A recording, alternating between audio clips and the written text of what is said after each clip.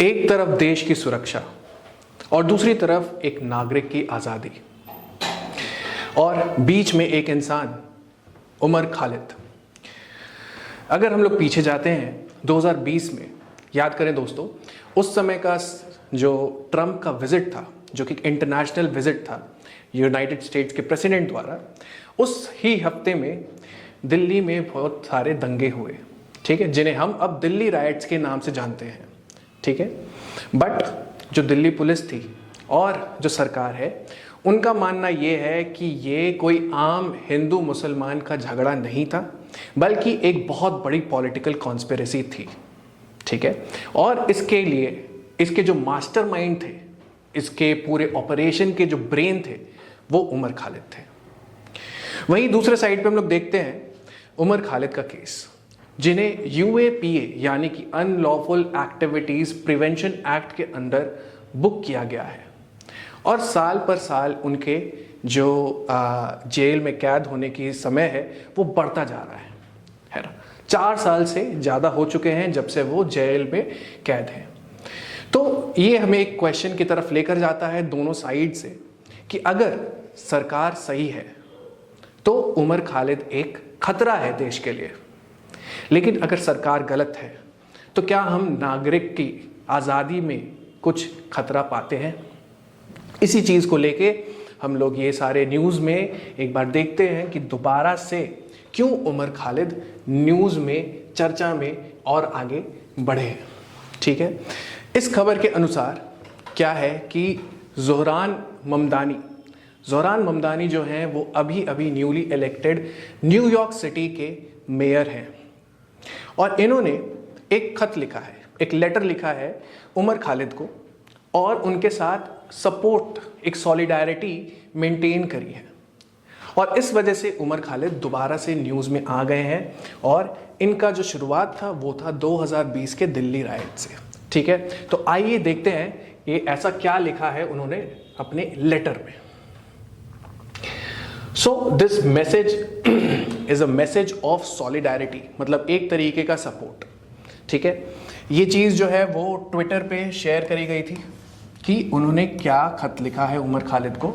ये उनका लेटर का इमेज है। इसमें उन्होंने लिखा है कि dear Umar, I think your words on bitterness often and the importance of not letting it consume one's self. It was a pleasure to meet your parents. We are all thinking of you.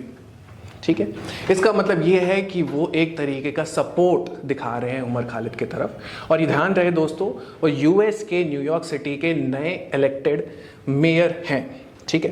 तो इसके लिए ये जो उनका statement है वो एक तरीके से यूएस से आता हुआ स्टेटमेंट भी हम लोग समझ सकते हैं।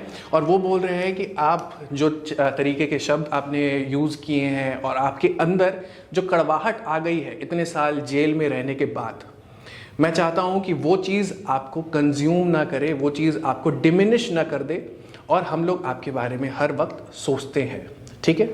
तो ये जो सॉलिडारिटी का है, ये जो चीज़ है, ये काफ़ी ज़्यादा क्रिटिसिज्म में आ रखा है ना, इंडिया के लिए भी, इंडिया के लीडर्स के लिए भी, और वो लोग इस तरीके का एक कंट्रोवर्सी और क्रिटिसिज्म की तरफ बढ़ रहे हैं। तो एक बार देखते हैं कि इवेंट ऐसा क्या हुआ था। तो कौन कौन लोग थे? एक तो है जो ज़ोहरान ममदानी, जो न्यूयॉर्क सिटी के पहले मेयर हैं, ठीक है, ऐसे मेयर जो कि पहले साउथ एशियन और पहले मुसलमान लीडर है, मेयर है, ठीक है। दूसरे साइड पे उमर खालिद, जिन्हें उन्होंने लेटर लिखा है। उमर खालिद जो है वो बुक्ड है यूएपीए के under due to the Delhi riots. और सैयद कासिम रसूल इलियास, जो कि उमर खालिद के पिता हैं, उन्होंने बेसिकली विज़िट किया था यूएस को, और यूएस में वो उनकी सिस्टर, उमर खालिद की सिस्टर को विज़िट किया था, और उसी दौरान वो ज़ोहरान ममदानी से मिले थे, और उसी दौरान उसके बाद उसका जो लेटर है वो आगे सामने आता है, ठीक है। अब एक बार देख लेते हैं कि यूएस जो है वो किस तरीके से यहाँ पे इंडिया पे थोड़ा प्रेशर बना रहा है, ठीक है, उमर खालिद के केस को लेकर। यूएस के जो लॉ मेकर्स हैं, 8 लॉ मेकर्स ने ये बोला है कि calling for bail, fair, timely trial in accordance with international law. देखिए दोस्तों, यूएपीए के अंडर जो भारत देश है वो अपने जितने भी एनिमीज हैं, जैसे टेररिस्ट एक्टिविटीज हैं, उनको प्रिवेंट करने के लिए यूएपीए का लॉ लाया गया है। ठीक है, दैट इज इन 1967। और रिसेंटली अमेंडमेंट के बाद ये किया गया है कि आप मतलब सेंट्रल गवर्नमेंट जो है वो किसी ऑर्गेनाइजेशन को टेररिस्ट या फिर एक इंडिविजुअल को टेररिस्ट घोषित कर सकती है और इसका ट्रायल और चल सकता है विदाउट इवन इंडेफिनिट, है ना, मतलब कि बहुत लंबे समय तक ये ट्रायल चल सकता है। और इस केस में यही होता है कि जो उमर खालिद है वो 4 से भी ऊपर साल तक अभी तक जेल में बैठे हैं, राइट। तो इसी में जो यूएस के लॉ मेकर्स हैं उन्होंने कहा है कि यूएस और इंडिया डेमोक्रेटिक वैल्यूज को सपोर्ट करते हैं, कॉन्स्टिट्यूशनल गवर्नेंस को सपोर्ट करते हैं और strong people to people ties है। मतलब हम लोग संविधान के हिसाब से हम लोग डेमोक्रेटिक वैल्यूज, मतलब हमारा जो right to speech and expression जो आर्टिकल 19 में है, हम लोग उस चीज़ को ध्यान में रखें और हमारे जिस तरीके के टाइज हैं, डेमोक्रेटिक वैल्यूज़ हैं, उनको भी ध्यान में रखें। और इसी के तहत उन्होंने इंडियन एम्बेसडर को, जो कि यूएस के लिए इंडियन एम्बेसडर हैं, विनय क्वात्रा, उनको खत लिखा है। उन्होंने उनमें ये कहा है, 8 लॉ मेकर्स ऑफ यूएस ने ये कहा है कि ये जो उनका बेल है, जो बेल होना चाहिए, जो उनको अब जेल से अब निकलना चाहिए, एक बेल मिलना चाहिए उनको, क्योंकि उनके अगेंस्ट कोई दोष जो है वो साबित हुआ नहीं है। तो वो चाहते हैं कि ये जो बेल है वो फेयर और टाइमली हो, है ना। उन्होंने इस चीज़ को भी पॉइंट किया है कि 5 years विदाउट ट्रायल, इसका मतलब ये है कि अभी तक उनका ट्रायल नहीं हुआ है, ठीक है, कोई एविडेंस उनको स्ट्रांगली सपोर्ट नहीं कर रहा है उनके केस को, जिसमें कि वो एक दोषी साबित किए जा सकते हैं। और इसी वजह से जो यूएस के रिप्रेजेंटेटिव्स हैं, लॉ मेकर्स हैं, उन्होंने ऐसे टाइप का लिखा है। He has said that earlier this month I met with the parents of Umar Khalid, who has been jailed in India for over 5 years without trial. And we are leading and our colleagues to urge that he be granted bail, a fair, timely trial in accordance with international law. ठीक है, जिस तरीके से human rights के लिए हम लोग लड़ते हैं और ह्यूमन राइट्स को हम लोग प्रमोट करना चाहते हैं एक डेमोक्रेसी में, उन्होंने बोला है कि यही जो 2 डेमोक्रेटिक वैल्यूज़ है, एक डेमोक्रेटिक लार्जेस्ट डेमोक्रेसी है और एक ओल्डेस्ट डेमोक्रेसी है जो कि यूएस है, इन दोनों के बीच में जो डेमोक्रेटिक वैल्यूज़ हम लोग देखते हैं और एक बहुत बड़ा एक एक्सपेरिमेंट है डेमोक्रेसी का, वो एक इंटरनेशनल लॉ के स्टैंडर्ड्स को मीट ज़रूर करना चाहिए। ठीक है, अब आगे देखते हैं कि इस चीज़ ने किस तरीके का कंट्रोवर्सी इंडिया में और क्रिटिसिज्म इंडिया में लेकर आए। ठीक है, तो जो विश्व हिंदू परिषद के स्पोक्स पर्सन है, उन्होंने कहा है कि why does he remain silent when our temples are attacked, why doesn't he speak up when Hindus are persecuted in Pakistan, Bangladesh and Afghanistan. इन्होंने सीधा सीधा बोला है, जो ज़हरान मुमदानी है, जिन्होंने ऑलरेडी इनके लिए, उमर खालिद के लिए जो खत लिखा है, वो क्यों नहीं हिंदू जब परसिक्यूट होते हैं पाकिस्तान, बांग्लादेश, अफगानिस्तान, इन सारे देशों में, तब वो कुछ क्यों नहीं बोलते। ठीक है, और ये लोग क्यों चुप रहते हैं जब जो मंदिर है वो अटैक किए जाते हैं। ठीक है, बीजेपी लीडर जो प्रदीप भंडारी हैं, उन्होंने कहा है, उन्होंने सीधा सीधा बोला है कि जो ऑपोजिशन है, ऑपोजिशन में जो राहुल गांधी हैं, उनसे ही ये सारे एंटी इंडिया स्टैंड्स जो हैं वो एमिनेट करते हैं। इसका मतलब ये है कि कभी भी अगर आपको एंटी इंडिया स्टैंड्स अगर न्यूज़ में दिखता है तो उसके पीछे राहुल गांधी का ही हाथ होता है, ऐसा उन्होंने क्रिटिसाइज किया है इस इवेंट को मार्क करते हुए। यहाँ पे आप देख सकते हैं उनका जो ट्वीट है, वो कहते हैं कि they met Rahul Gandhi in United States along with anti India Ilhan Omar and they introduced Combating International Islamophobia Act, explicitly naming India and alleging crackdowns, है ना, जिसमें कि इंडिया को दोषी एक तरीके से बोला गया है, कि हाईलाइट किया गया है कि इंडिया ऐसे टाइप के जो सप्रेशन ऑफ फ्रीडम है ना, जो कि आपके फंडामेंटल राइट्स का एक पार्ट होता है, उसमें इंडिया का भी नाम शामिल होता है। ठीक है, अब एक बार देखते हैं जो टाइमलाइन है, जो केस था उमर खालिद के अगेंस्ट, वो केस किस तरीके से प्रोग्रेस किया। तो फरवरी 2020 में जब यूनाइटेड स्टेट्स के जो प्रेसिडेंट थे,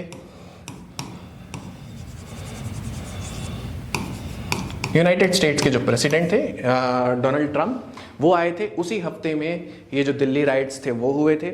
और ये एक एंटी सिटीजनशिप अमेंडमेंट एक्ट के अगेंस्ट था और यहाँ पे शाहीन बाग में प्रोटेस्ट्स हुए थे, ठीक है, जिसमें कि 53 लोग मारे गए थे और 700 लोग इंजर हुए थे।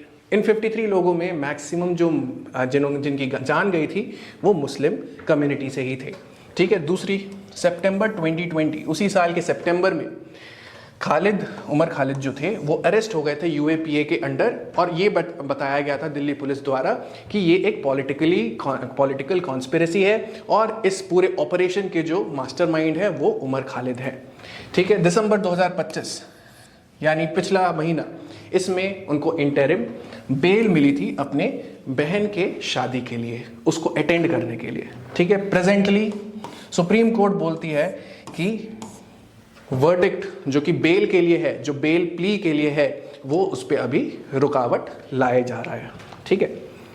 तो अब देखते हैं आगे कि ये जो दो साइड्स हैं ये किस तरीके से प्ले आउट करते हैं।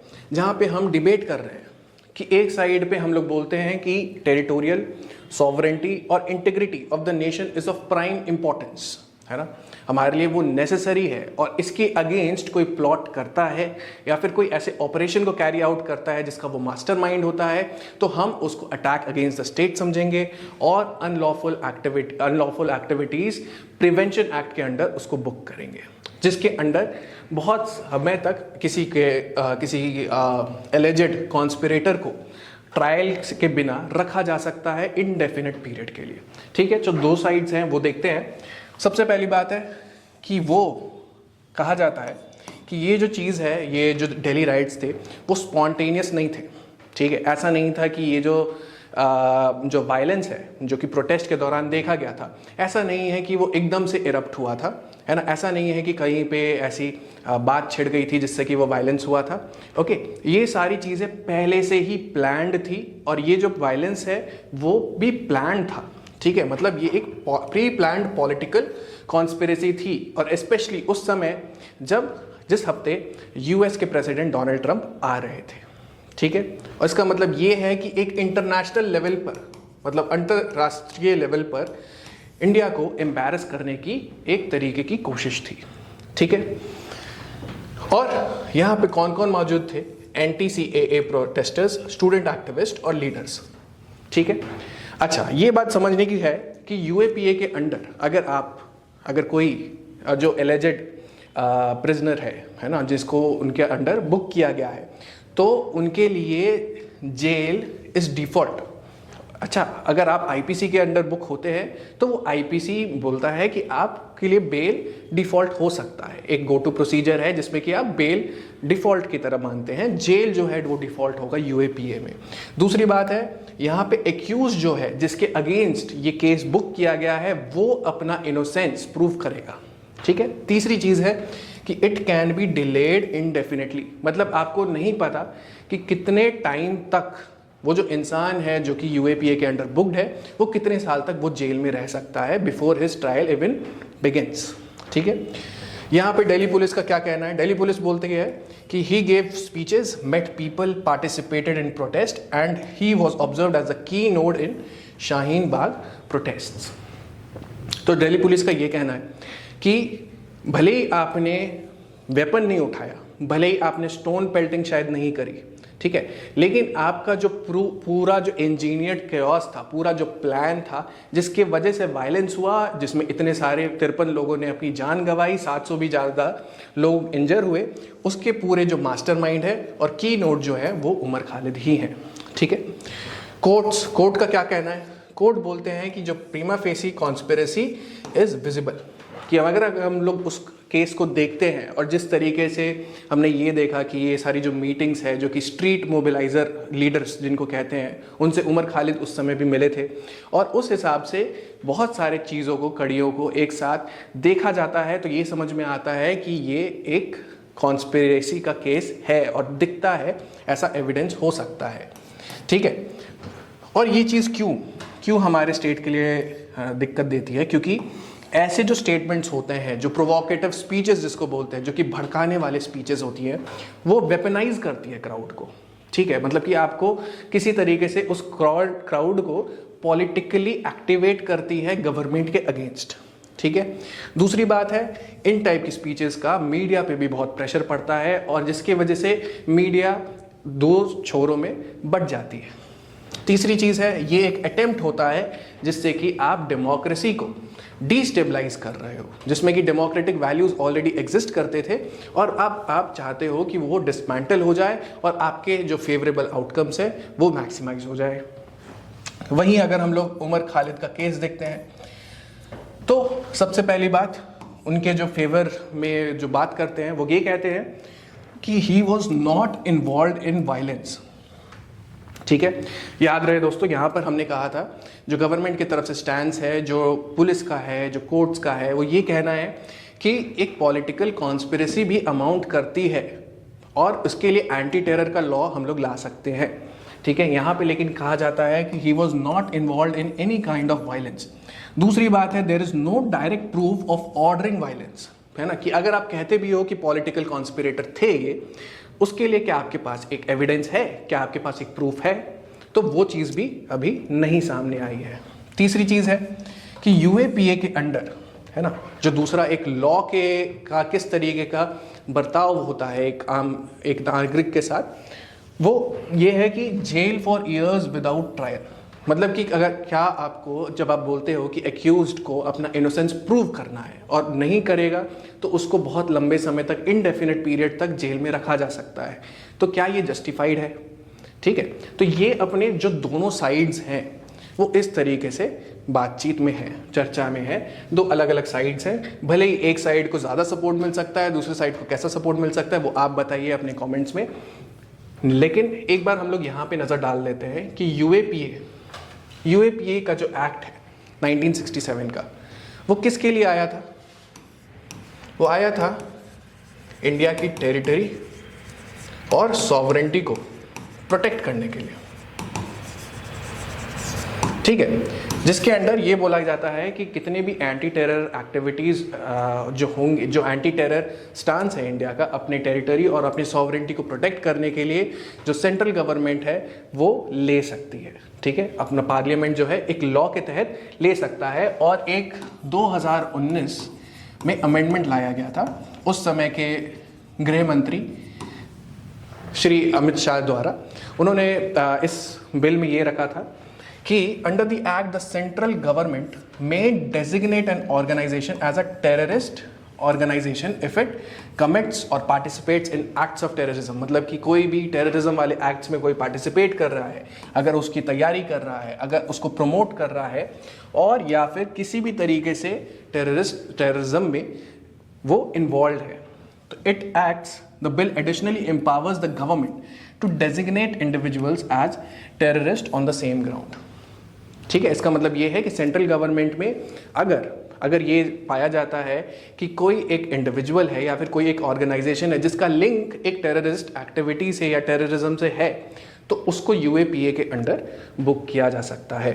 ठीक है, तो ये जो चीज़ है, इसका मतलब ये नहीं है कि उमर खालिद को एक टेररिस्ट घोषित किया गया है। इसका मतलब बस ये है कि वो एक टेरर क्रिएटिंग एक्टिविटी में इन्वॉल्व है और ये एक एलिजेड है ना, इसका अभी कोई कॉन्क्रीट प्रूफ नहीं पाया गया है, जिसका मतलब है कि ये अभी सिर्फ एक एलिगेशन है।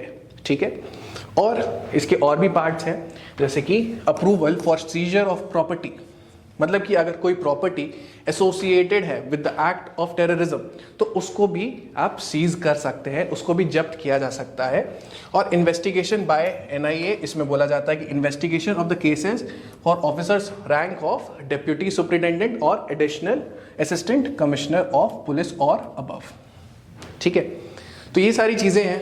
लेकिन अगर हम लोग यूएपीए के लॉ में देखते हैं और अंडरस्टैंड करते हैं कि यूएपीए के अंडर जो इंडिविजुअल्स को बुक किया जाता है, ठीक है, एक ये समझिएगा कि एलिगेशन एक चीज़ होती है जिसमें कि आप बताते हो कि ये जो इंसान है वो हो सकता है कि इसने क्राइम कमिट किया है।